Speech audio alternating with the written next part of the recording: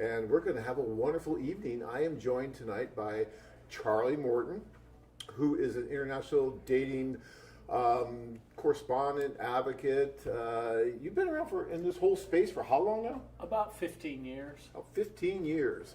And he's independent, but he happened to be in Phoenix. He's with us here tonight, and I want him to be on the show and talk a little bit about, all kinds of things having to do with international dating, right? So you guys are going to be in for a treat because this guy knows more than just about anybody else out there, especially about the academic side of it, right? There's been a lot of academics done about this whole thing, right? And it goes way back. I mean, years ago, the Justice Department actually did a study about this to see if there's going to be a greater incidence of spousal abuse, a greater incidence of divorce, all that. And they found wonderful things about it, right? Yeah, they found that 80% of the marriages were still together when they did that research. Yeah, really amazing. So we're going to talk about all kind of fun things like that. But before we get into that, I want to give a big round of applause to all the guys. All the guys that just got back from the Kiev tour, right? Wonderful tour. As a matter of fact, we have someone here who's in Kiev, Ukraine right now. And he survived. He's here. It was great. I have a tremendous amount of respect for the men and women that participated in that. It's interesting. I think, Charlie, maybe you were the one that sent me that article about women in Ukraine having a very difficult time finding love. The New York Times article, yes. The New York Times. Talk about that a little bit. Wrote an article last week, I believe, and talked about how the war in Ukraine, and in part the fact that so many men had sadly, tragically, have died in the war or in the service.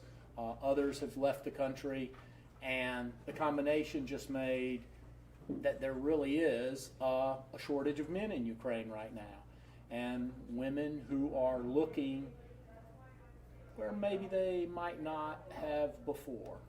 Yeah, it's really a shame. It's just tragic. This whole thing is tragic, right?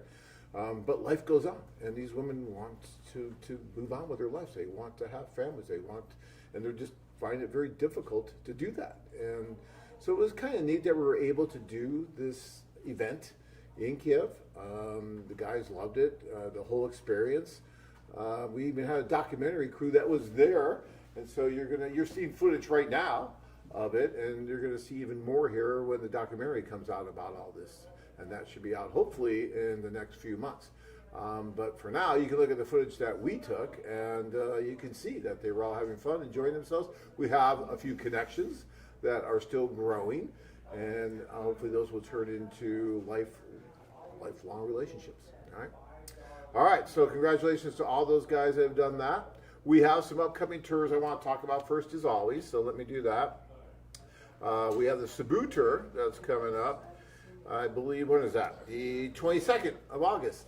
There's still time to get on that, guys. I mean, why wouldn't you? It's a wonderful place to go. It is just about sold out. I said that last week, and then we had, I think, 2 cancellations. So there's still a little bit of room on that tour if you want to get on that. But you got to get on that right away if you're going to do that. We also have a tour coming up to Medellin. That's going to be a lot of fun. And we're going to actually have a journalist on that tour as well. We'll talk about that a little bit. But yeah, that's going to be coming up on August 29th, all right? And on these tours, guys, you can pick what you want to do. You can do a 7, 10, or 14-day duration. Everybody gets 2 socials at the beginning. The socials are front-loaded on that Friday and Saturday night. And then the rest of the time is spent interacting with your matchmakers and helping them to set up, or them helping you to set up dates and meet all these different women, either that you met at the socials or women that you have not yet had the opportunity to meet, and they're going to set up a brand new date for you, all right, a unique date. So guys are doing, I talked to one guy who got back, he was doing like 5, 6 dates a day, and he's like, I wasn't really going to do that, but because I could do that, I just started doing it. And it's a lot of work, but it was amazing because I haven't gone on 5 or 6 dates in the last year. Yet here I am doing 5 or 6 dates in a day. And yeah, it's something that, unless you've ever done something like this, it's so hard for me to sit here and talk about it. And I've been doing this for 30 years, talking about how this all works. But until you experience it, I'm telling you guys, it's something like you've just never seen. Yeah, y'all's tours are very interesting. I talk to a lot of men. A lot of men are like, "Oh, I don't know if I'll like, being in this group and everything." But there's something about the group dynamics that happens. There's very little competition between the men. That's, I think, one of the things that scares off. There's a lot of cooperation. It's one of those things that a lot of times you don't see in daily life very often. It's a little bit like the football team when you were a kid or something, that everybody kind of gets together, and there's so many more women than men that there's rarely friction over it, and there tends to be a lot of support for one another. And it's really, in some ways, one of the most surprising things about the group tours is that there's this dynamic and sort of internal self-coaching by the guys, internal support system by the guys, that I think is part of the reason for this outstanding success of the group tours. It's part of the onion. I always talk about that onion, and you peel it away, and you have all these different layers, right? And that is part of it. It's something that guys don't think about. You're not going over to meet other guys. It's not that kind of tour. I get it. But when you're there, you will end up making friends with some of these guys, and sometimes lifelong friends, and it's really neat, and it's a wonderful opportunity. So, all right. So we also have a tour coming up September 26th to Costa Rica. That one is a lot of fun too. Really, really would advise you to at least go check it out. Really, really cool. All right. So that's what's coming up on the tour schedule, guys. And again, don't be that guy. Don't be the keyboard Romeo. Don't sit there and write forever. Get off your butt and go over and make something happen. Because nothing's going to happen in your living room all by yourself. All right? You have to get out there. You have to interact with all these different people. And you're going to have, in most of these cases, the time of your life. It's, even if you don't find the woman of your dreams, it's so much fun to be. You're seeing this on the screen right now. You're seeing these guys that are at these socials and they're meeting all these different women. They did it. You can do it. There's no reason why you can't. All right. All right, we already got a bunch of questions here, but before I do that, I want to talk a little bit about what Charlie's going to talk about tonight. So Charlie is actually from the world of academia himself. Talk a little bit about that, your history. Yeah, I've done I've done a lot of things in academia, and I did teach college history for a while, and really and truly, though, I got into the academic research for this because I had a website about international dating, and I put it up, and I had, at the time I was just doing internet marketing. I had 20 other websites. I had a great website on recreational gold mining, and at some point on the international dating website, I started getting these letters that were emails that were like, "Hey, you're a human trafficker." They were really attacking the industry and all, and I was like, "Well, I'm not making any money with it. I'm going to do some research and look it up and see if see what the facts are," because no one is more should be more dependent on the research and all than an academic. And so I started looking it up, and it turned out that the academic research is overwhelmingly positive about international dating, shockingly positive for a bunch of, just to put it right out, mostly it was feminist professors who overwhelmingly ended up, a lot of times they didn't want to. They started out very critical, and then by the time they did their research, they changed. And I believe we've got a link to an article I've written about it, and you can go read the article there, but there's a lot of great stuff. The first woman who really wrote on this was a woman named Lisa Simmons at the University of Denver, and she met with you, right? Right. She was doing her doctoral thesis, I believe. Yeah. At the University of Denver. And she wrote that my preconceived notions shaped by the media and women advocacy community were wrong.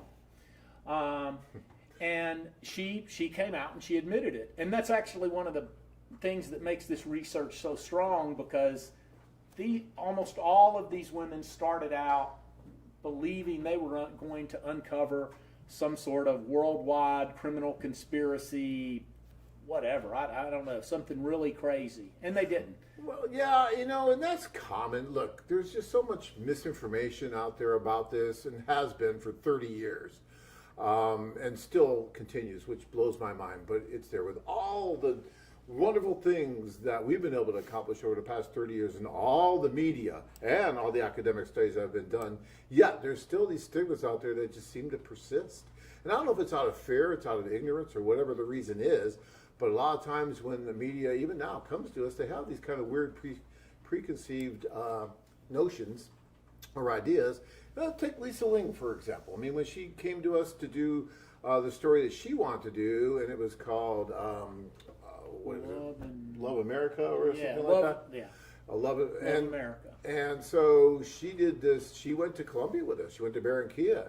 And I remember her talking about how, well, I don't know what it's going to be like, and I think this is going to be a little strange. And by the end of it, she was one of our biggest advocates. I mean, she had filmed a man here before she went, and a woman there, and they happened to meet at the social that she was at, and then they ended up getting married, and they actually, I think they did a follow-up with them, I believe. So yeah, it's just so cool to see these journalists or the media when they come on our get involved with us, to change, to go through this change of, I don't know what this is about, to, oh, well, this is just really men and women trying to meet each other. It's not that crazy, really. I mean, the way we do it and the socials and everything, it's a little bit odd because we have to do it that way to give as many men and women the opportunity to meet. So it looks a little strange, but in reality, it's just dating. It's all it is. Yeah, I think so. And that's also why AFA is so different from anyone else available today in the U.S. because unlike the big dating apps, AFA really puts you together face-to-face. And romance is a face-to-face interaction. That's the whole purpose. Right. And so it's very different, and there's a great value proposition in getting that face-to-face introduction. Right. So... All right, we're going to take a couple questions here, then I want you to talk about some more of the studies and a little bit more what Lisa said and all that. So we're going to do that because the studies are really cool, guys. And if you get a chance, look them up. Go out there and find them. We'll quote them here tonight for you and read them. I know it's long if you're going to read a whole doctoral thesis, and there's science, right? So you have to get through it, but you can get to the bottom page, the conclusion, right? That's probably the easiest thing to do, and just read the conclusions. Like I said, the article, which I believe Kirk has put in the link to the show, really sums up a lot of the good research and has links to most of the dissertations and theses and everything. And a couple of books. There's a book published by NYU Press. Your feminist sister-in-law, she'll love it. I mean, you can't get any more dedicated feminist than NYU Press. So it's definitely one of those things where it's strange. The most critical people in the beginning, in the 90s, the people who just hammered y'all in the 90s, who had not done any research, they sent their graduate students out, and the graduate students at times came home and had research they knew their professors were not going to like. And they had to tell their professor, because when you're a graduate student, you just don't go out with an idea. You go out with an idea, your professor is already approved. Right. And then you have to come back, and most of the time you come back with what the professor expected. The professor's been in the field a long time, they kind of know what it's going to be, they have a notion that it's going to be, and normally that notion is fulfilled. But in the case of this, they went out with an idea, and it would have been way better for their careers if you had been a worldwide kidnapper, okay? But, you let them down, and they ended up, having to go tell their professor, we were wrong. That's one of the things that always baffled me, is that these women that you see here, these are brave women. These women are taking control of their lives. They're saying, hey, you know what? I have choices. I don't have to, quote-unquote, settle for the relationship right where I am in this geographic spot, in this culture. I can look anywhere in the world to try to find the person that I want to spend the rest of my life with. The most important decision I'm ever going to make. And why would I limit it to one small geographic, cultural place? And so these women are taking control. They're taking charge of their lives. And oftentimes it's for the better, right? They're finding men and they're living these wonderful lives. We see it. We've been doing it for 30 years. There's so many marriages that we've had, children that have been born. I mean, maybe we're just joking about that because we're coming up on our 30th year anniversary here, right? We're having our 30th birthday in just a few months. 30 years, guys. And there's children out there that were born from the union of a man and woman who met via a foreign affair who are 25, 28, 29 years old, right? And it's cool, right? So, yeah. All right, well, we'll get into that a little bit more because there's just so much more about that. We got to get some of these questions there real quick, though. Sly, legendary John Adams live tonight. Yes, I'm still alive. I am here. They let me in once in a while, Sly, not often. Lately, it's been a little bit more, but you won't see me for the next couple weeks. I'll be gone. But, yeah. All right. Jonathan, hello. Is there a difference between Russian language to Ukrainian language? Da. That means yes. Yes, there is. I guess it's more than subtle, but there's similar languages. Pretty much all Ukrainians can speak Russian. Not all Russians can speak Ukrainian. So there is that difference. And now, because of the war that's going on, you don't hear a lot of people in Ukraine speaking Russian anymore. A lot of people want to speak their national language, which is Ukrainian. So before, there was more people speaking Russian in the Ukraine. Now it's kind of switched. But yeah, there is a difference. All right. Gordon says, how can one ensure safety dating during a war in Ukraine? Don't go to Ukraine. Then you'll be absolutely safe. That's how you ensure it. Because no one can ensure your safety during a war. I mean, anything can happen. Of course, I couldn't ensure your safety in Phoenix because I'm going to go home tonight and I'm going to turn on the news and there's going to be at least 4 to 5 shootings and murders here in Phoenix. So I don't know where it's more dangerous. But there is a war going on in Ukraine. Now, if you pay attention to what everybody says and you have a little luck on your side, you should be fine. But no, if you go there is a threat. There is a potential problem. We're not sugarcoating that. That's how it is right now. But we have staff living there. There's millions of people that live there every day. They go to school, they work, they go to restaurants. They're living their lives. And if you want to go and experience that you can. If you feel that that's a risk that you just would rather not take, then please don't go. Wait until the war is over. Or if there's a woman that you'd like to really meet, maybe she's already living outside of Ukraine. Maybe she's in Poland. Maybe she's in Germany. Or maybe she'll be willing to travel to Poland or Germany to meet you so you don't have to go into Ukraine. There's all these options. But as I've always said, right where we live here in the United States is probably one of the more dangerous countries in the world when you look at the gun violence and everything that we have here. Well, there's all sorts of ways to get killed as an American.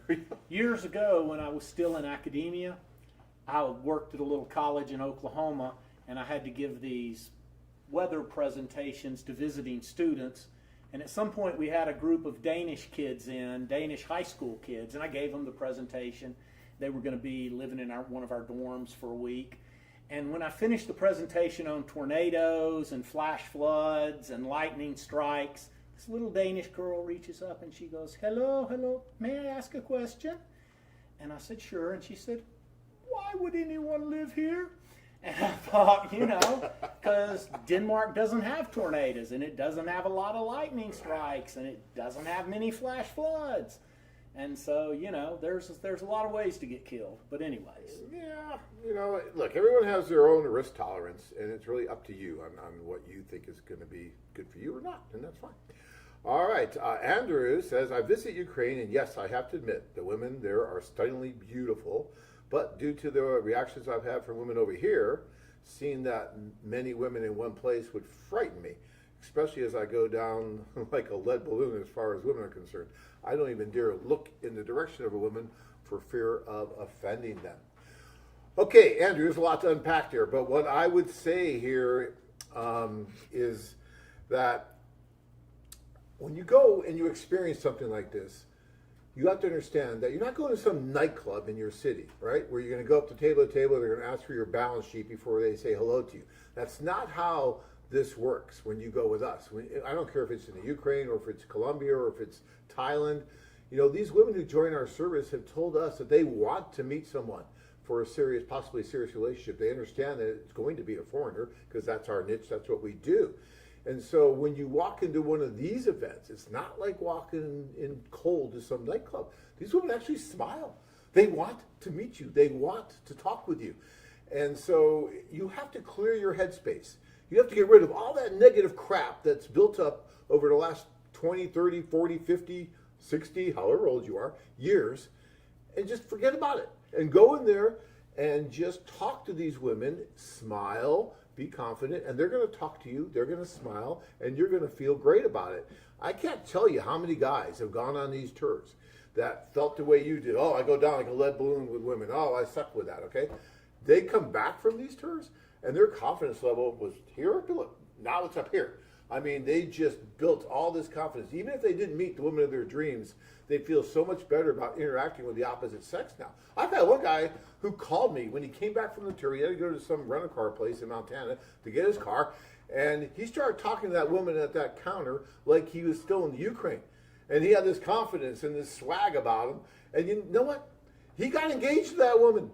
I mean, and he called me. He said, John, this tour worked. No, I didn't meet a woman in the Ukraine. I met one in Montana, but I would have never met her if it wasn't for my experience in the Ukraine. That is a great story. And I have actually, the same thing. I've met lots of women over in Ukraine. And one of the things is that no one understands is as an American man in Ukraine at one of AFA's events, you start off with a really good reputation. Many of the women who come to these events have a sister or an aunt or a cousin or a best friend who met a wonderful guy and now they're living in Santa Monica or something. Right. And they know. I've had numerous women tell me that over the years that American guys are great, Canadian guys are great, I'd like to meet. A lot of these women, one of the weirdest things is the guys always think they're never going to meet anyone. The women are certain. I've seen women who were incredibly gorgeous who didn't believe they were ever going to meet a guy. Right. And so, so all I can say is I would encourage you to take the risk and do it. Their tours, I mean, John, y'all's tours, they very rarely does anyone ever complain, including the guys who take 7 and 8 tours. Y'all have a lot of repeat business where guys are happy. They're so happy. Normally, you would think, I'm paying this money to go to Ukraine or go to Colombia or Costa Rica or whatever, and I didn't find the woman, and I'm going to be mad at John Adams. Mostly, the vast majority that I've met, they're not mad at John Adams. They're like, where can I sign up for the next tour? I know. You Actually, get a lot of that. The biggest complaint I ever had, or the best complaint I ever had on the tour, was the guy who said, John, my biggest complaint about this tour is that it worked, and I can't do it again. Right? I mean, it's cool. So, Yeah. All right, let's get to a couple more questions. I want to get back to that. Okay. Let's see here. Sean has an interesting take on this, so I'm going to read this. This is something that, most shows, if they see something that doesn't totally jive with what they're saying, they wouldn't even read, because I don't have to do this, but I'm going to, because I think it's interesting. So Sean says, honestly, I'm really surprised that you are painting a good picture of the women here and how they are much better than Western women. I never said that they were much better than Western women, by the way. I said that it's an amazing culture there that you may do very well with, but that's okay. The fact of the matter is, they used to be many years ago, but over the years, this market has gotten saturated both by Western and non-Western men flooding into this country. The women here don't seem to be too enthusiastic in meeting a good man, and it seems all the good ones are taken, married or in a relationship. They're not the eager beavers they once were. How do I know? I started coming here in 2005 and kept coming and even lived here for 3.5 years, and I'm in Kyiv now, which is cool. You're there during the war. I commend you for that. That's very cool. I understand that this country is at war, so people here are jaded and depressed. Yeah, that could have something to do with it. I could see that. But after the war started, millions of people left, and most of those people are single women. So that may be another factor. Yeah, that has something to do with it. But for whatever reason, the women here are not the same. They are also more overweight, even obese, and more women with tattoos in pink or blue here. So these are the feminazi calling signs. All right, so interesting take, right? Now, Ukraine's a big country. And I've been looking at the video of the socials that we have here while I read that. Well, I read this earlier, and then I was looking at the video here. And all I can tell you is that, look, you can meet women anywhere. and there's going to be wide differences in the way women look, the way the women act, all this. But the culture, right? That culture, that inner core, I think is still the same in the women that are in the Ukraine. They've grown up differently. Usually they've grown up in multi-generational households where you have the grandmother and the mother, right, and the kids and the grandkids all living together, and you have these multiple adult figures helping to raise the family. You know, they don't have a ton of money. The government doesn't give them all this food stamps and this and that and this, so they rely on friends. They rely on family, which is why family values are so important to many of these women. These things haven't changed. As a matter of fact, they've even gotten worse now because of the war. So I look at the video, I look at the women at this social, and for most guys would probably wander into that social and be pretty happy, I think. And they were, to a man. Every guy that went over was really, really happy that he went, and told me that he was shocked at the beauty and the elegance and the intelligence and the way that the women carried themselves and the femininity of the women was amazing. Now, sure, you can encounter, you know, types of women that are going to be somewhat different than that, and you are, obviously, Sean. I'm not saying that you haven't, but that's one of the reasons that we do what we do. That's one of the reasons why men come to us, is because we try to find the women that tell us that they really have those values and that they want to meet these men, and that's what we do. So that's why, you know, and I don't know if you're using us while you're there. It doesn't sound like you are, but if you would like, we're more than happy to help you if we can. All right? Yeah, I think the women who are coming to use AFA, they're pre-selecting for finding a man for marriage. That is how AFA advertises itself. Absolutely. That's who y'all are. That's your core goal. Yeah. And so I think you're not getting just a random Ukrainian woman. You're getting a Ukrainian woman who wants to start a family. No, and I will say, too, that things have changed. I mean, look, I've been at this for 30 years. I met my wife 27 years ago. Is it the same in Russia and Ukraine as it was 27 years ago? Absolutely not. It has absolutely changed. And you're right about that. Is it still possible to meet a quality woman there with those kind of standards and values that I just spoke about? Absolutely. All right. So it's still there. You know, it's just, it is different than it was 30 years ago. There's no doubt about it. But it's different here in the United States from 30 years ago as well. All right.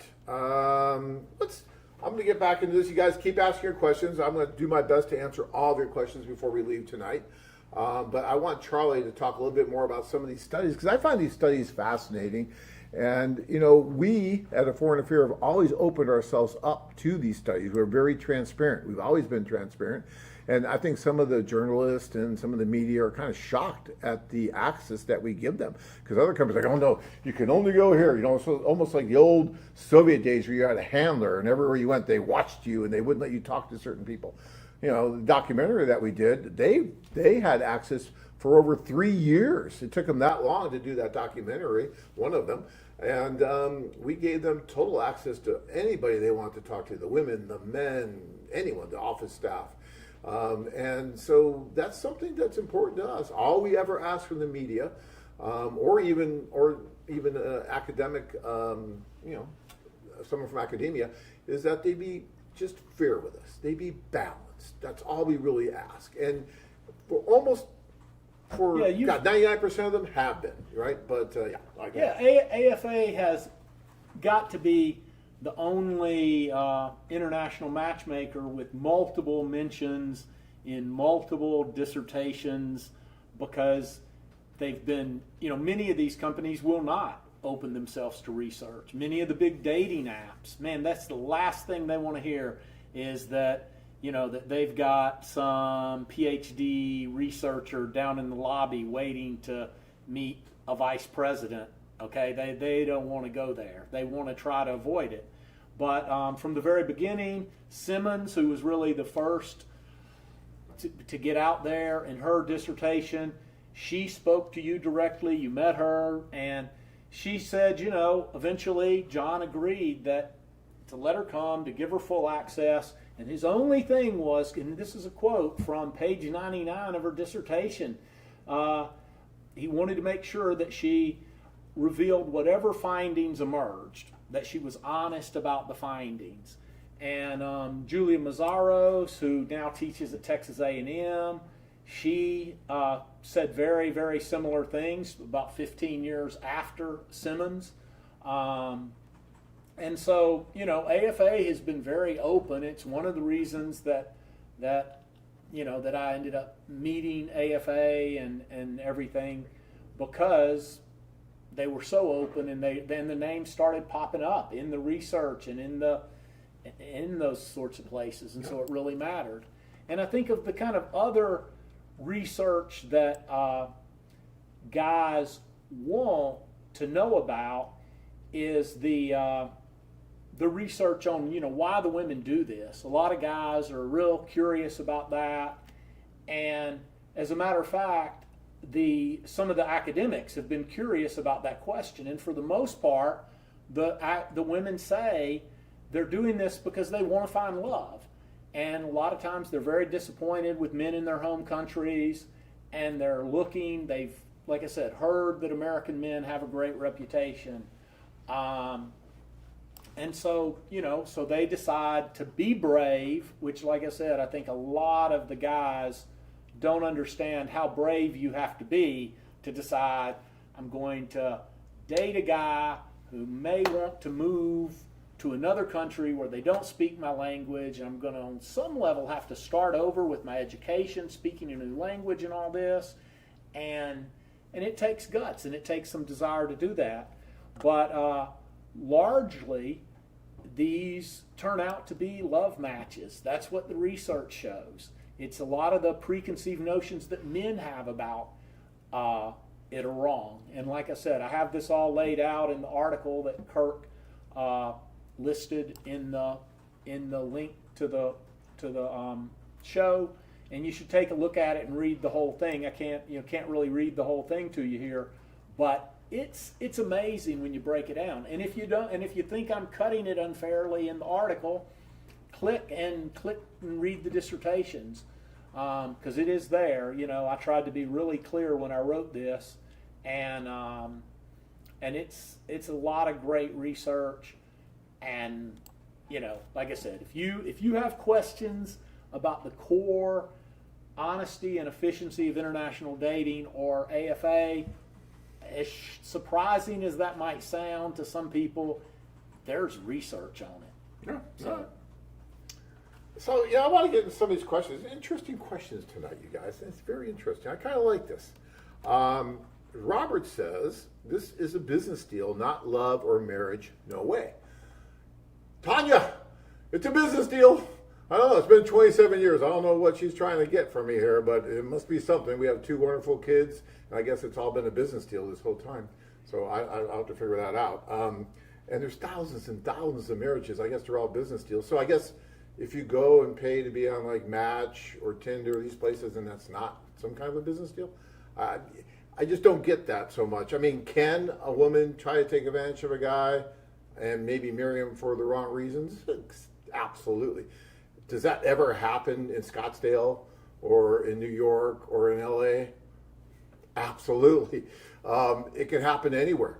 And so, you do have to keep your eyes wide open. And we talk about that all the time because there could be problems. But go ahead. And here's a direct, Pamela Haley, who wrote her dissertation, I believe, at the University of Central Florida in about 2015. She did her research expecting something completely different, and she actually answered this question. She said the women felt they had fallen in love, okay? That they start out, they do this, they're uncertain, and in the end, they fall in love with, and it wasn't what, as you can tell from that little piece of a quote, that wasn't what Pamela Haley expected to find. That is, she starts off, it was a paradoxical outcropping, which is real academia, but but in the end, she found that the women had fallen in love. Look, guys, look, everybody's looking for something, right? Whether you're dating here in the U.S. and you're going to date locally, or if you're dating internationally, you're looking for something in that life mate, something that's going to bring something more to your life, make your life better. You're looking for that. She's looking for that. That's why you don't see too many, beautiful superstar women going to soup kitchens in search of their husband. Do you see that in the U.S.? No. Right? Everybody wants to find something or someone that's going to help them get better, to help them improve their lives and fall in love and do all that. And so, that's what's funny because, my wife will get that question sometimes. She goes, you just married John for a better life. You know what she says to that? She goes, absolutely. Of course I did. Why wouldn't I?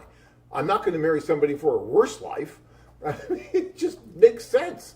But as far as like a business deal, I don't know what business deal is. I've never heard in 30 years of a man going over and saying, okay, I'm going to pay you, $1,000 to marry me or something like that. I just don't see that happen. I mean, maybe it does, I guess. I don't know. But look, guys, we can all be as cynical as we want to be. And for you guys who are really cynical and think that this can't work or will never work, then you'll never do it. And that's fine.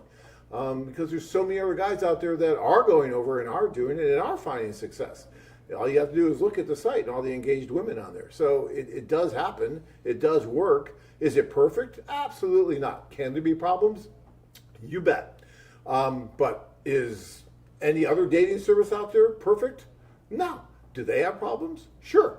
So, you can't hold this to a higher bar than anything else out there. And even, some guys will say, well, yeah, but, she'll just come here and you might get divorced or something. I don't know. What's the domestic divorce rate here in the U.S.? Over 50%. It's a coin flip in the U.S. If you marry someone that you meet in your hometown, you got a better than 50% chance of getting divorced. So why would you hold this to a higher standard? Think about that. Because I've been dealing with these kind of comments for 30 years. And I find them kind of comical in a way because you're not really looking at the big picture. And I appreciate it. I'm not trying to, argue with anybody. But all I'm saying is you really need to look at really the larger picture out there. Or maybe explain to me better about why it's just a business deal. And didn't you tell me one time, John, that in all these years you've never been approached for a divorce lawyer who wanted to talk to you about a situation? No, I don't think I have. I can't think of a case where we have, no. Yeah. So, and yeah. After thousands of marriages, and you would think that would come up at some point if it was such a bad deal.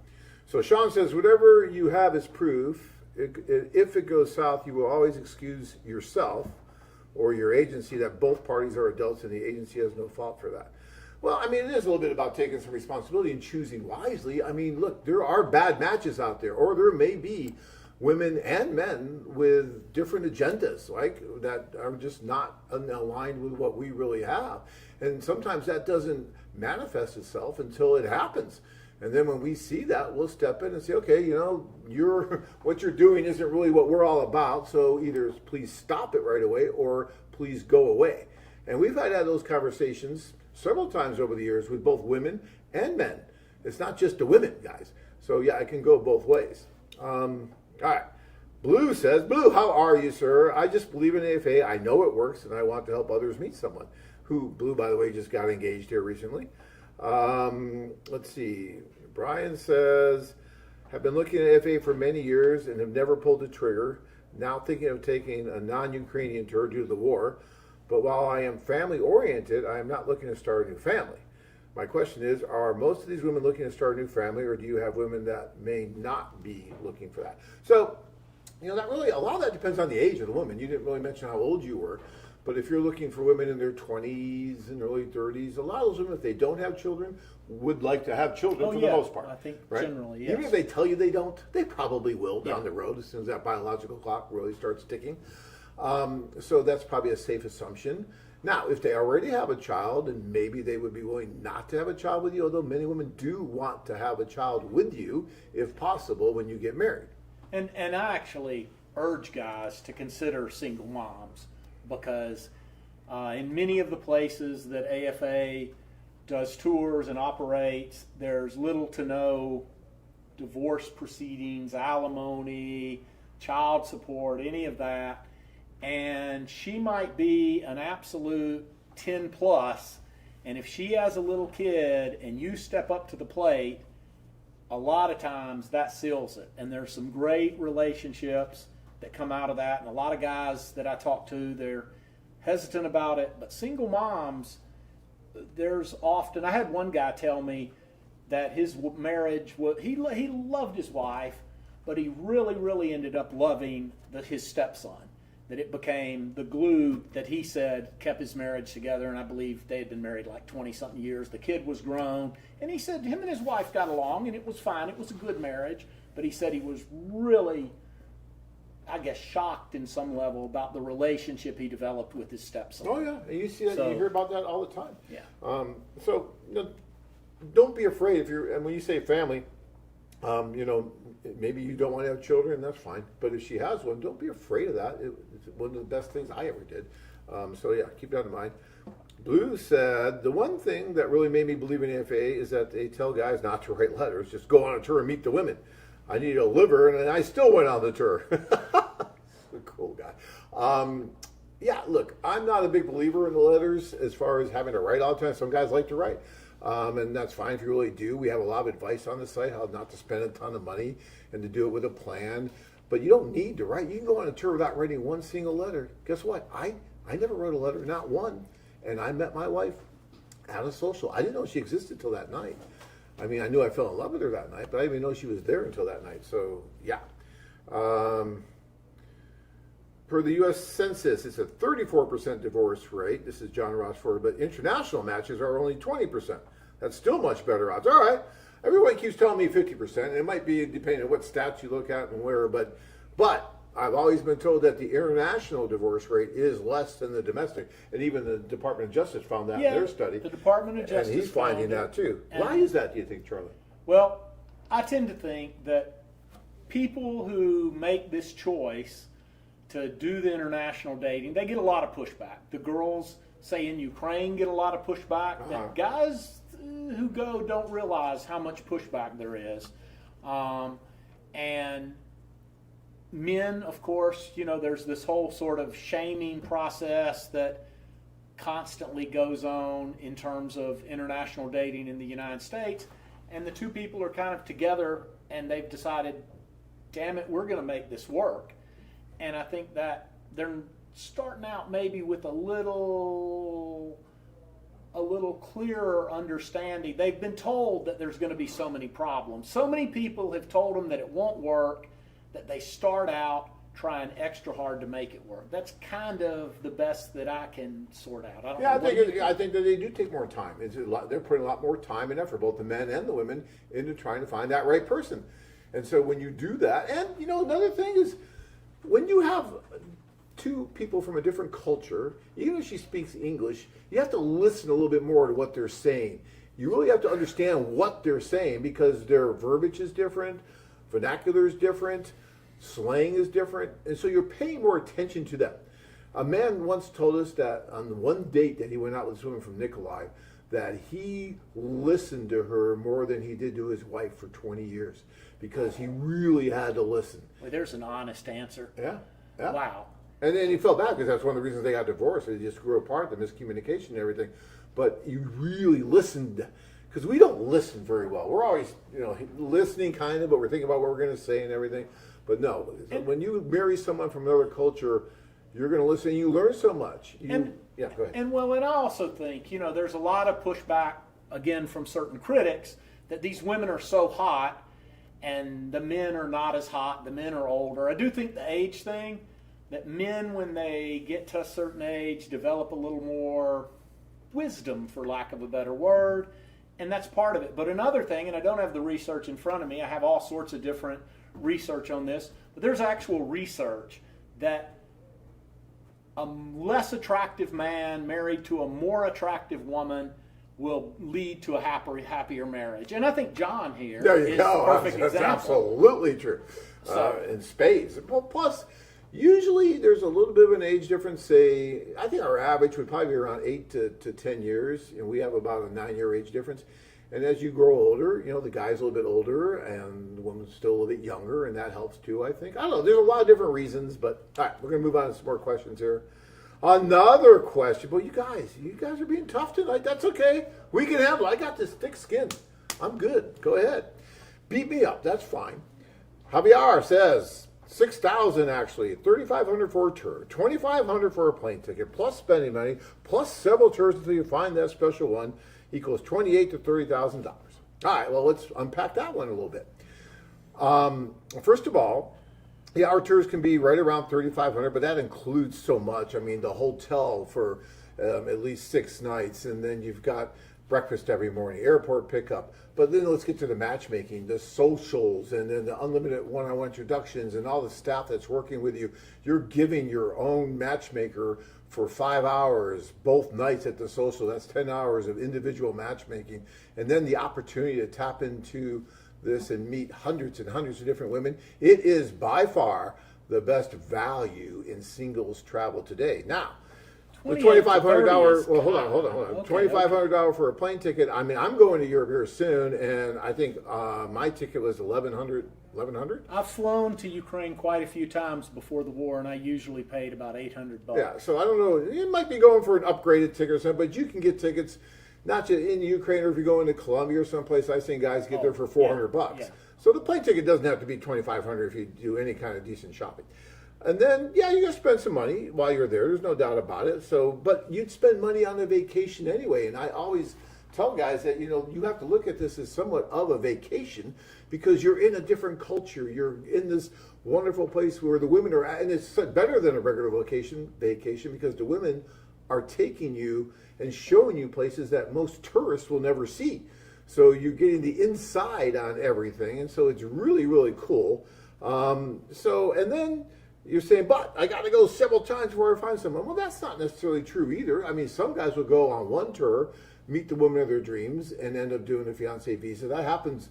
We have a tour going to Cebu at the end of this month. I can almost guarantee you that out of the 20-some guys that are going to be there, 5 to 6 guys, and maybe more, will start the fiancé visa process shortly while they're there or shortly after with the women they met on that first tour, because that happens all the time. And it happens in Colombia, happens in Ukraine. It'll happen to a certain extent. Not quite as fast as it used to, but still happens. And I've never met anyone who took your multiple. The guys what people don't quite get is the guys who take the multiple tours.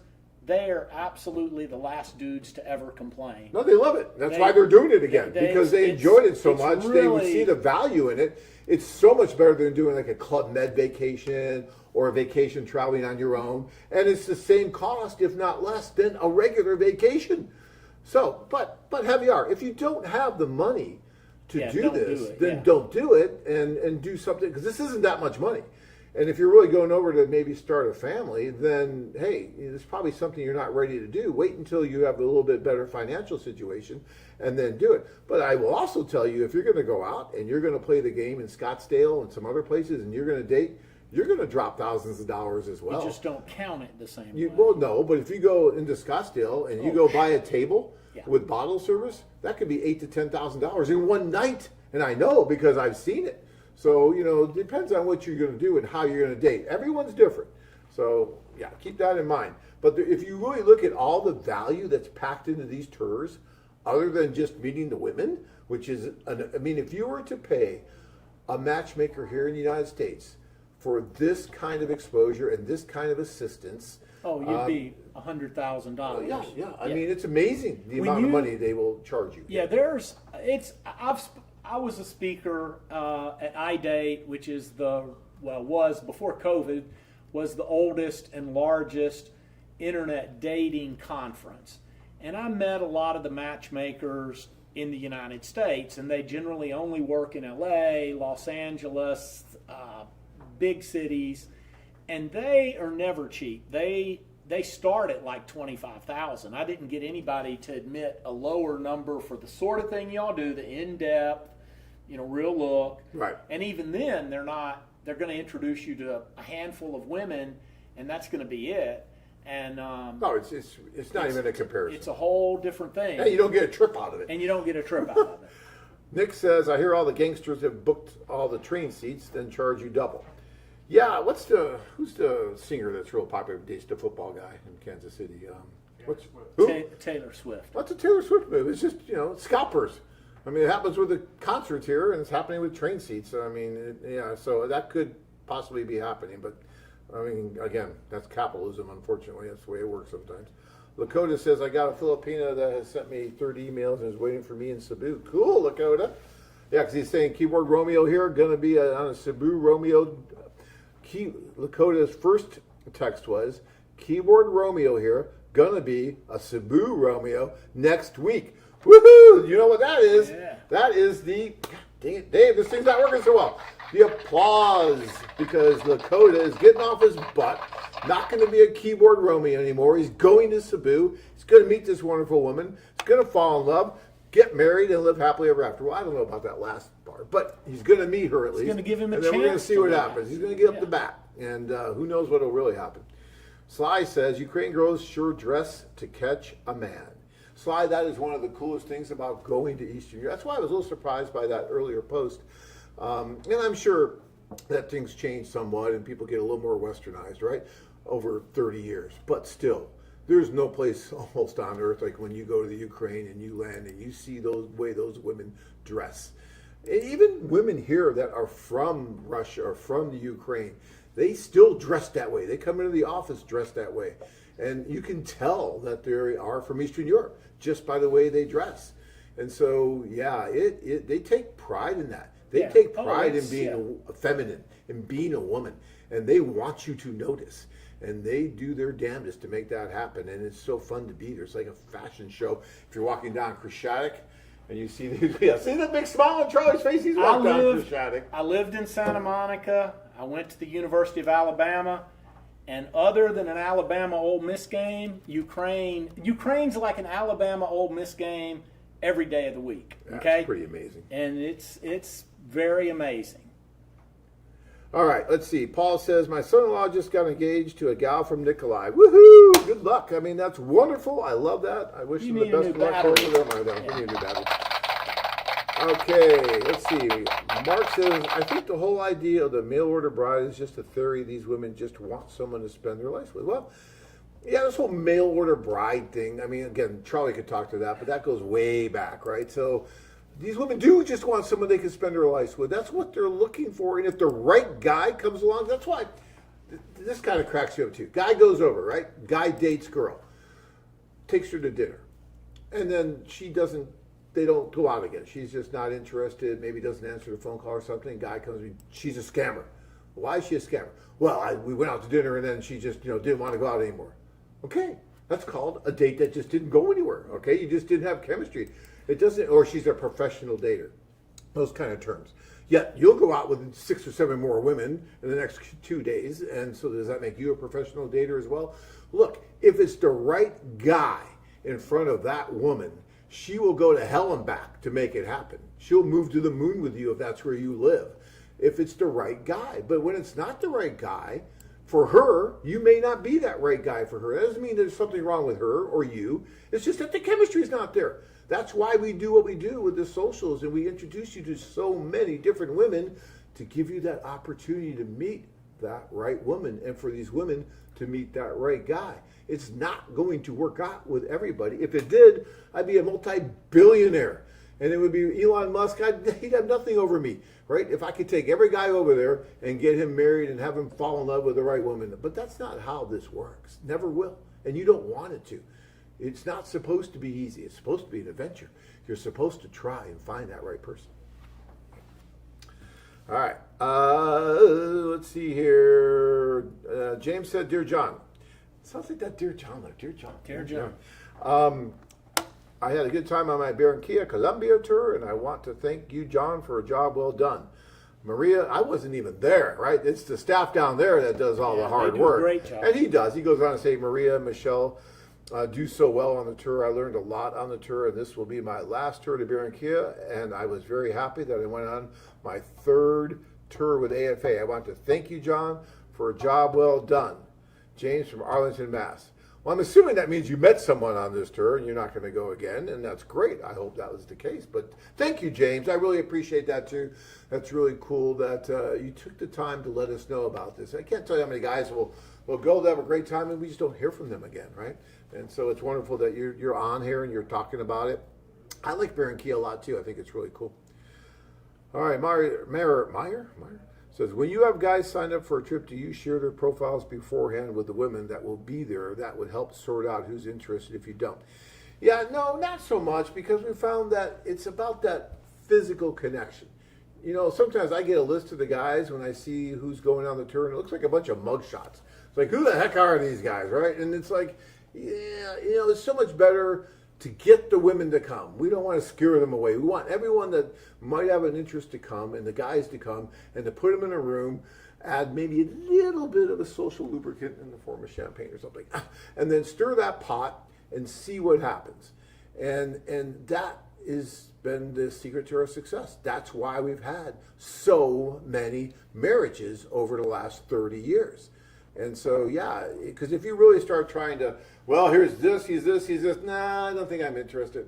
A great example of that is Joe the cop. You met him. Yeah, Joe. And his beautiful Yes, wife, who's good beautiful wife to be, who's here, right, fiance. And she didn't want to meet him. She wouldn't have gone to that social to meet him if she just saw his profile. She didn't want anything to do with him. The affiliate had to push and push and push for them to finally meet, and he had to go to a war zone to make it happen. She only agreed to meet him if she went to that war zone. And when he did, she tripped over something at the train station, fell into his arms, and she fell in love. And now she beats herself up for saying, oh my gosh, I almost didn't meet this guy because I thought he was too old. I thought this, I thought that, and I just didn't want to meet him. But And now that I met him, I'm, because that's chemistry. That's what I'm talking about, guys. And that's one of the things that, again, when you look at stuff that separates AFA, which really is a unicorn, there's nobody else like AFA left anymore. The last of the Mohegans. And the matchmakers make a huge difference. There are many, many cases where it's the matchmaker who says, this is a good guy, and tells the girl, you should go talk to that guy again. I think you're wrong about that. Go see him again. Matchmakers get you up the bat, guys. Now you got to turn on the charm, and Joe's got charm. Oh, Joe, if Joe's you're watching, you got game, you got some charm, but he turned it on with her, right? Yeah. Oh, yeah. And he made it happen. Lakota says that 15-hour flight to Cebu's going to be brutal. Yeah, it sucks. I wish, a lot of things from Star Trek have actually come to pass. And it's wonderful, right? I mean, the television, if we could talk to people, and the computer, all that. But that teleporter thing, that hasn't happened yet. When's that going to happen? I mean, come on, we want that because then we can get rid of these planes and it'd be wonderful. All right. Let's see. Chris says, if I had not went on a tour of the AFA, I would have never met my lady. Guys, there are incredible women waiting for you. Yes, there are, Chris. Thank you for joining and talking about that. Lakota says, the only thing I hate is that I can't do the excursions because I won't be able to get in the salt water or do a lot of sweating to keep my incision from getting infected. Yeah, it sucks you have that going on right now, Lakota, but you know what? That's okay. That's just one minor thing. Forget about it. It's okay. It doesn't matter. You're going to be meeting all these wonderful women, and it's going to be great. Just take care of yourself, stay healthy, and look at all the positives. And guys, I can't stress that enough. When you're on one of these tours, forget about the negatives. Get them out of your mind. Think about the positives. You get there and something goes wrong a little bit. Maybe your hotel isn't what you expected, even though the hotels are great. But every once in a while, there could be something that doesn't work right or something. Don't let that ruin your trip or ruin the social, right? Oh, wow, the light in my room didn't work, or the water wasn't hot enough or something, and then you're all pissed off, and then you go to the social, and you're upset. Well, don't do that to yourself. And sometimes I think guys do that on purpose, and they sabotage themselves because they want to give themselves a reason that if they're not successful, they can blame it on something. Don't do that. There's so much opportunity there. You want to go in with a great attitude. Be positive. And look, if you don't find Miss right there, it's okay, because we're going to do the whole thing again the next night. And you're going to meet a bunch more women. And then if you didn't find her there, that's okay, because the staff is going to work with you for the next 7 days, introducing you to women over and over and over as much as we possibly can. You're going to get more opportunity on one of these tours than most of you had in your entire life to meet these different women. So keep that in mind. All right. Sorry, Charlie. I kind of go off a little bit here. And you covered it all. I can't add to that. There's quite a few more questions, so I'm going to go fast here. Okay. But I want to ask you before I do this, of all the academic studies that you've seen and the books that you've seen, is there one favorite one that you have? I think the easiest, most accessible thing is Marcia Zug's Buying a Bride, which is an NYU Press book. It was her way of, the title was her way of flipping the bird at the critics, because she had started out very, very negative. She was an undergraduate at Yale, and like a lot of undergraduate women at Yale, she had come to believe that that this was just a horrible criminal enterprise. And then over time, she ended up reversing course. And you can buy the book on Amazon for, I don't know what the resale used copy is right now, but probably not particularly expensive.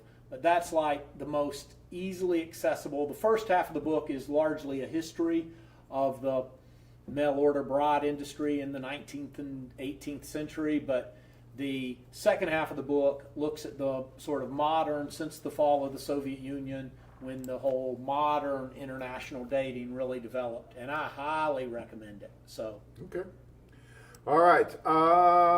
Let's see here. Chris says again, it's tough not being together 24/7 like when I was there, but we are fantastic, planning our future. Richard says, I'm glad I made the tour. Great experience meeting wonderful women, and the brotherhood with the guys was fantastic. I wrote my lady a few times, and when we met, it was incredible.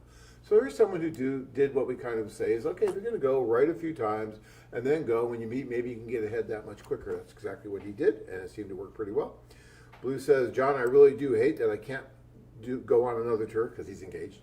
But I am so glad that, God, this thing just moves on you. Hold on a second. Let me find it. No, my gosh, where are you, Blue?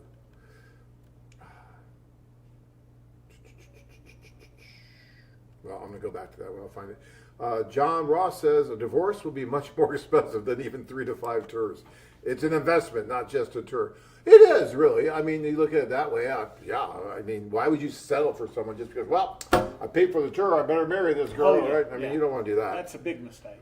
Sean says, I have a few girls asking me to write them letters. I think it's pretty much useless unless I have a travel date. Plus, it's not a guarantee that when some other guy goes to her before you, he won't get her. Yeah, totally agree with you. So that's good. Brian says, just to be clear, I am 53 and have a 32-year-old daughter, so not looking to start over. Also, regarding the choice of single moms, I was married to a single mom, and after the divorce, I lost her and my stepdaughter, so I did not want that hurt again. Yeah, I get that, and that makes sense. Renee says, John, I'm 59, retired. Would a Ukrainian lady in her 40s be interested in a man my age? So you're about a 20-year age difference, if it's 40 to 60, let's say, and I would say that's at the top of it, edge of it. But if you got like a 10, 15-year age difference, which you could make work if she's in her 40s or 59, she's 49 or 59. So much of it is your attitude. If you come in and you've got a great attitude, you can cover a lot of that age gap. You got to have the game to cover the spread. That's exactly it. Raj says divorce depends on both the man and the woman, not just the woman. Yeah, absolutely. This is real life.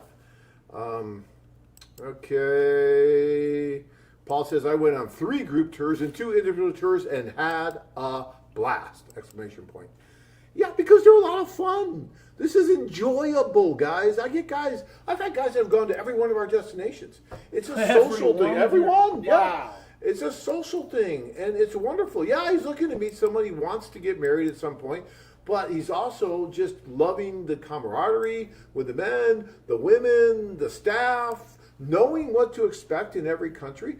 Because you can go to Thailand, you can go to the Philippines, you can go to Ukraine, you can go to Costa Rica, and you're going to get pretty much the same experience. You know what to expect, and you feel comfortable, you feel safe, and that's why a lot of guys will do that. Brad says, thanks, John, for hosting. I'll be in Medellin at the end of the month. Woo, Brad! All right, that gets you some applause. Yay. Good. We need batteries over there, guys. Let's see. Hello, John. This is Leo. Oh, Leo. Leo's so cool. Leo, I remember Leo from St. Petersburg years ago at the Hollywood Nights and wherever else we saw. Leo's a very cool guy. He actually he's like a merchant marine kind of guy. Do you think you will make more tours next year, 2025? I can't make a 2024 tour this year. Of course. The schedule should be up this week, Leo, so keep looking. By the way, it's really nice to hear from you again, Leo. You're a great guy. Do you have Polish mail order brides? Funny you ask. We're working on that. I was just talking to someone today. Charlie was a witness to that, so that may be happening soon, and I'm going to be over there soon to check that out as well. Mark says, I'm just nervous about meeting these ladies because of my medical issues. Mark, just let me say that everyone has something, right? And everyone is nervous about something, right? And some guys hide it better than others. Usually the guys that act like they're not nervous at all are the most nervous, but they have a way of hiding it. And look, you don't really need to hide it so much, but you need to get over it. You need to say, okay, this is my life. This is not a video game. You don't get 1, 2, or 3 more lives to come back and do it again. There's no do-overs. This is it, right? And I can't stress that enough. I've been through some recent things here that's really kind of put the exclamation point on that as well. And so all I can tell you is that you need to decide, Mark, what it is you want to do with your life. And if that's something like this, if you want to at least experience this to see if it's a possibility for you, then don't let things like what your medical issue or these other things hold you back. Talk to us about it. Make sure that we can accommodate it. Make sure that you're going to be safe. That's all very important. But if it's doable, then do it, because you're not going to get another chance. You know, when I had a guy that came into our seminar in Salt Lake, I think it was, not too long ago. He's like, John, I'm one of those guys. I'm like, one of what guys? He goes, I'm 74, I think it was, or 76, and I've been looking at you for 20 years, and I just haven't done it yet. I haven't pulled the trigger. And I'm like, dude, well, at least you're here now. Better late than never. Would have been easier 10, 20 years ago. Would have been easier. I'm not going to lie. But you're here now. Let's do it. And he signed up. He did sign up that day. So don't be that guy. Don't wait 20 years. Don't look at this and, I don't know. Well, you know, I got this issue, or I'm nervous about this, or this. There's never going to be a perfect time to do anything. All right? There's always going to be something else you can do. There's always going to be something in the way. Either you make it a priority and you do it, or you don't. And either way, we'll be here. Okay? So we're not dependent on whether you do this or not. Because so many other guys are going to do it.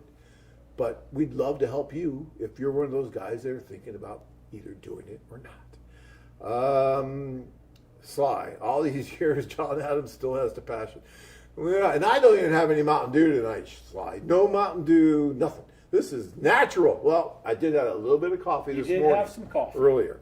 And I'll never give you a full cup. What I've seen. Yeah, I don't do that. I do have passion for it. I just do. Because, look, I know it's not perfect. I know that there's detractors. I know you can say, well, there's this, and there's that, and this could happen. And I get it. And I'll be the first to admit it, that there could be problems, right? But nothing's perfect. Well, you know, and it's something. I do I talk to a lot of guys who are interested in international dating.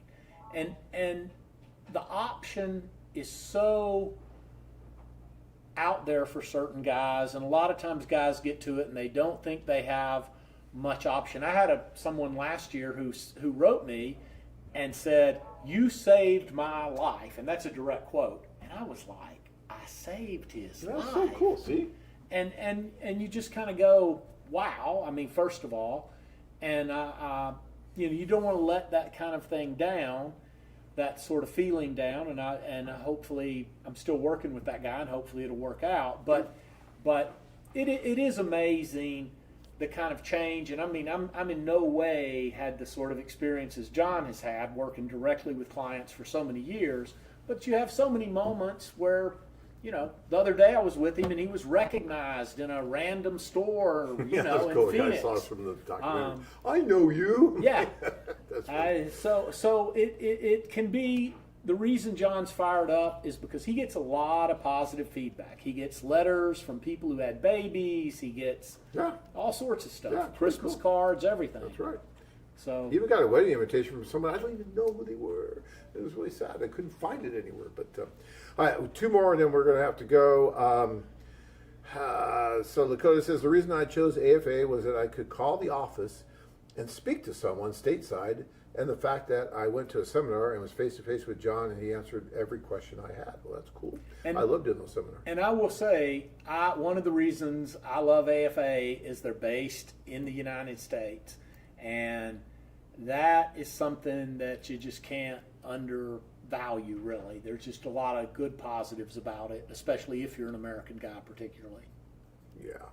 Okay. Let's see. And then one more. The last one is going to be think I got to all these. If I missed you, I'm so sorry. This thing keeps going back and forth, and it's kind of weird. Ola from Chris says Ola has the men's best interest in her heart. Yeah, she is our rep down there in Mexico City, and she does an amazing job. She is. Think I have passion. That woman makes me look like I'm lethargic. She's amazing. So, all right, guys, look, we're already past the deadline. You know what happens. I get the nasty letters from the union, and then they get mad at me, and then they're going to fire me, and it's just terrible when we go over. So I got to get out of here. But I really appreciate you, Charlie, for being on the show tonight. You've been amazingly helpful and insightful from the academic point of sight, and from the other, some of the questions that you had helped answer were really illuminating and helped the guys. So I really appreciate that. Thank you. So guys, it's not every day that we have Charlie here, so you should be thankful you're on the show tonight. But I think Anna's going to be back next week, and so she will be with you. So until I'm back again, you guys be safe out there. Quit being the keyboard Romeo. Make a plan to get over there, like a lot of these guys have, and meet the woman of your dreams, or at least have one of the best experiences you'll ever have. All right, guys. Till next time.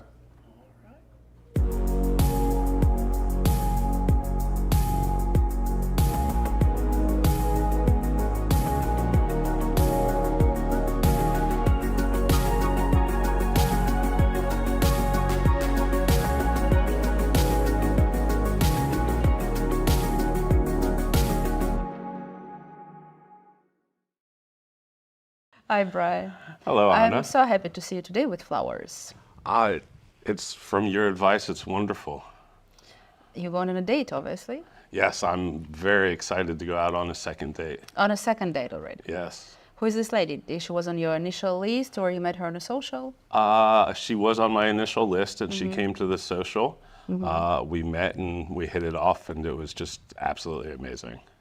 Tell me about social. How did you like the social? And the socials were a very good time. If I were to go back and give myself advice, I would say it's a lot more work than you think. And no matter what I'd say to myself, that's probably good advice for the guys. It's pretty intense, but at the same time, it's just a great experience, great life experience. So you came on the tour first. It was your first time? Yes, my first time. And how long you were on a website before? About a year and a half, 2 years. About a year and a half, 2 years. So you've been corresponding, observing. What was your game plan? I emailed back and forth here and there. Then I actually love the fact that on the website it mentions only correspond so much before you go on a tour. I took that advice, and I'm glad I did. So a year and a half letter writing, and then 2 socials, 1 meeting with a girl, and it's second date already. Yes. So obviously it's better to come and meet than to write letters. Oh, absolutely. It's not even close.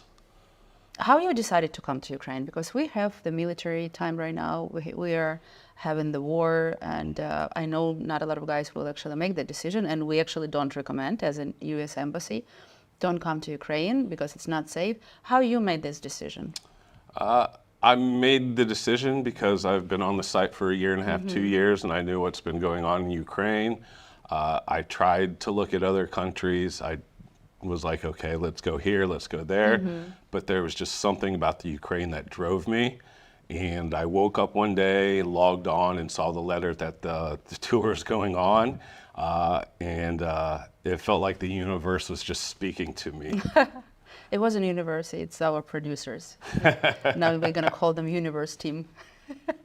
Tell me, how was the trip here? I know that your trip was horrible here. You got here like through the rocks and... The trip was tough. My first plane got canceled. Then I had to do a train and a plane, or a train and then a bus. The bus ride was very difficult. Even before I got here, I was happy I made the trip because I met some of the kindest people who didn't speak English. My credit card didn't work. I wanted a bottle of water, and they bought a complete stranger from a different country water. It amazed me. How is the Kiev? How do you like the Kiev, the girls on the streets? How the country looks like for you right now? Do you feel that there is a war actually going on? I do not feel that there's war going on. You can kind of sense it in some of the women, but they still feel so positive, and they're looking forward to it. And just the pride they take in their country is just, it's something that, again, that just, it blows me away. So nice to hear that. And yes, again, we don't recommend you to come to Ukraine. And if you can meet the ladies outside of Ukraine, that's our recommendation for right now. But yeah, we made it. We did a social. The first social was, what, 150 girls showed up. Yes. How did you feel first day? I felt exhausted. It felt like after a great football game, it was tired yet excited at the same time. It was just, it's a new experience, and that's what I love in my life, is experiencing new things, and that was definitely a new situation. The second day was a little more quiet. We had less girls, but you had more time to talk to each girl that you like. So which one was better for you? It's hard to say a better. They were different ways of good. The first one, I was able to meet more, so I was able to set it up for the rest of the week. The second one was a little bit more intimate, and I don't want to say the quality was better, but the connections I made were closer than the first day. Yeah, because you had a little more time to talk to each girl, right? And probably because you didn't know what to expect on the first social, but you went through the first social and you already knew what's going to happen, so you were more relaxed. Absolutely. With less women, it seemed like it much easier, because I was expecting another day like the day before. And you had your interpreter during the whole time on the first day and in the second one. There was the same interpreter? It was the same interpreter, which was incredibly helpful. She knew some, so she could answer some questions and save some time, since there were so many women going back and forth. It just was great, and she's a wonderful person. Thank you. And let's go back to that lady that you're going on a date right now. Yes. So if you don't mind, what is the age range? I'm 46 years old. Yes. She is 31. Okay, 15 years, as we always recommend, guys, not more than 20, and 15 probably right there, perfect one. That was pretty close to my limit that I wanted to go to. Mm-hmm. What she does for the life? Does she know where you live? Did you talk about that, your lifestyle style? Is it like working for her? She's interior designer. She knows that I'm in real estate. Just the passion she had was amazing. It was wonderful to meet somebody who could match my energy, because a lot of times I'm told to bring it down. But this lady I left with I still have the smile on my face. Yeah, and I can imagine smile on your face after the second date, and everything gonna go well. It's gonna be even more smiley. That's what I'm hoping. And what is everything will work. You guys gonna hit, everything will go perfect. What is your next steps? Like, what are you planning next? If I were to be able to plan it exactly the way I would want to, is we have this second date that goes unbelievably. I go back home. If we don't have time to do a third date, which I hope we do, we correspond back and forth for 3, maybe 4 months. Then I come back, meet her again, make sure that the connection is still there, and then move on to the next step of finding